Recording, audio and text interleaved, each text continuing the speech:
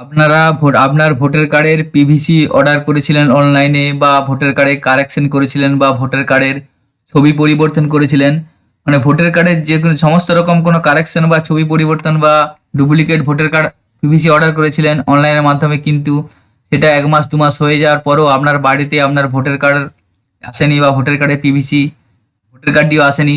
তো আপনারা কিভাবে এই সমস্যার সমাধান করবেন সেটা নিয়ে আজকের ভিডিওয় হাজির হয়েছি।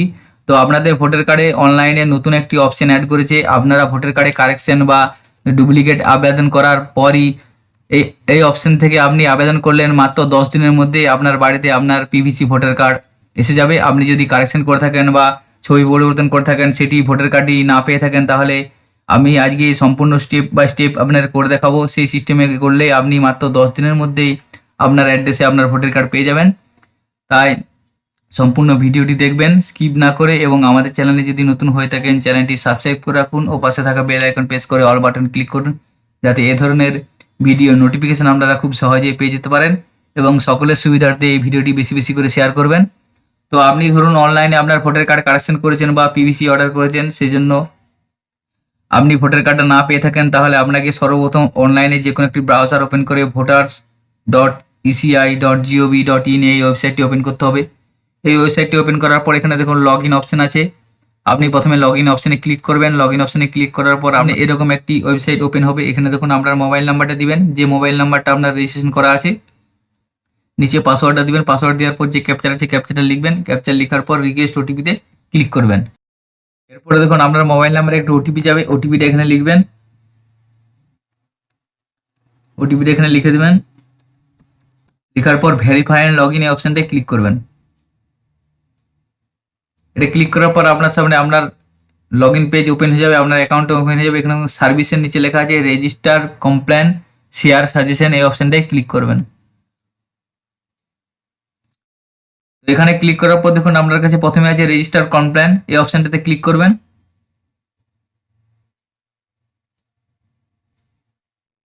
এখানে ক্লিক করার পরে দেখুন এখানে কমপ্লেন নাম এসে যাবে, আপনার নামটা এখানে এসে যাবে, আপনার এপিক নাম্বারটাও শো করবে, আপনার মোবাইল নাম্বার এখানে শো করবে। এখানে পাশে ইমেল আইডি জায়গাটা ফাঁকা থাকবে, এখানে ইমেল আইডি লিখতে পারেন।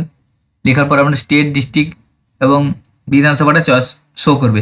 এখানে প্রথমে আপনার ডিটেলসটা আপনার শো করবে, আপনি যে ভোটার কার্ডে কারেকশন করেছিলেন বা পিভিসি অর্ডার করেছিলেন বা ফটো পরিবর্তন করেছিলেন, সেই ভোটার কার্ডের ডিটেলসটা এখানে আমরা শো করে যাবে অটোমেটিক। এরপর নিচের দিকে যাবেন রেজিস্টার কমপ্লেন, এখানে আপনার স্টেটটা চয়েস করে নেবেন। এখান থেকে স্টেট চয়েস করার পর ডিস্ট্রিক্টটা চয়েস করবেন। ডিস্ট্রিক্ট চয়েস করার পর আপনার এখানে বিধানসভাটা চয়েস করবেন।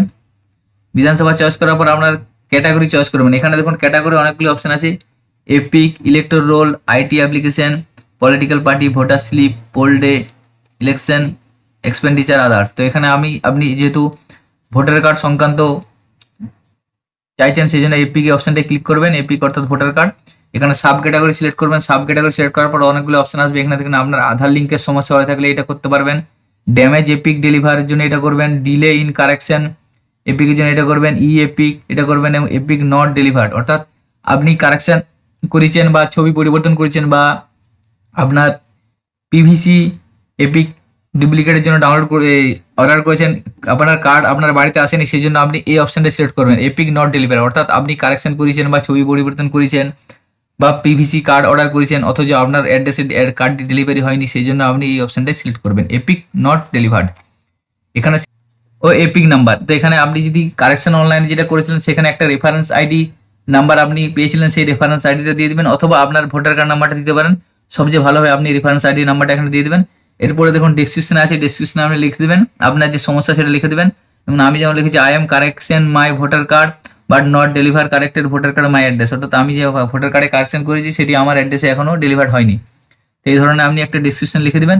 লিখে দেওয়ার পর দেখুন আছে সাপোর্টিং ডকুমেন্টস, এখানে একটা সাপোর্টিং ডকুমেন্টস আপনাকে আপলোড করতে হবে। সাপোর্টিং ডকুমেন্টসটা কি, আপনি যখন ভোটার কার্ডে কারেকশন করেছিলেন বা ছবি পরিবর্তন করেছিলেন বা পিভিসি ভোটার কার্ডে আবেদন করেছিলেন, তারপরে যখন আপনাকে একটা অ্যাকনোলেজমেন্ট স্লিপ দিয়েছিল পিডিএফ ফাইল, সেটা ডাউনলোড করেছিলেন, সেই ফাইলটা এখানে আপনি চুজ ফাইলে ক্লিক করে আপলোড করবেন।